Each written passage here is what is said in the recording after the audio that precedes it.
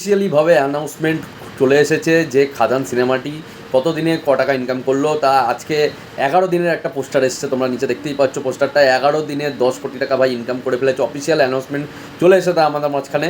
তা যাই হোক না কেন, 1 জানুয়ারির দিন একটা বড় জাম নিতে চলেছে মুভিটা। আর আমার যতদূর মনে হচ্ছে 5 জানুয়ারির মধ্যে, 5 জানুয়ারি কী বার পড়েছে আমি ঠিক জানি না, তবে থার্ড উইকের যে এখন তো সেকেন্ড উইক চলছে, থার্ড উইকের মধ্যে শো হয়তো কিছু কমবে, কিন্তু থার্ড উইক আস্তে আস্তে ভাই এই মুভিটা 15 কোটি টাকা টাচ করে নেবে। আমি বলছি টাচ করে নেবে, 14 কোটি থেকে 15 কোটির ভেতরে থাকবে, এটা পুরো গ্যারেন্টি শিওর। কারণ 10 কোটি এখনই হয়ে গেছে, 11 দিন মানে তো আর 2 দিন আগের কালেকশন, এই 2 দিনেও কিছু না কিছু কালেকশন হবে।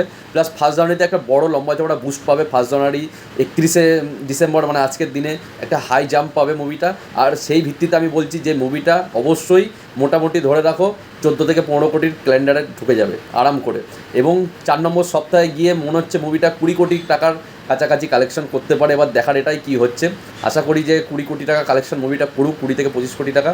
এর থেকে বেশি তো আমার মনে হচ্ছে না যেতে পারবে বলে, তার কারণ সেরকমই মনে হচ্ছে সামনে আরও অনেক ছবি আসছে ধীরে ধীরে। তো দেখা যাক কী হয় কতদূর।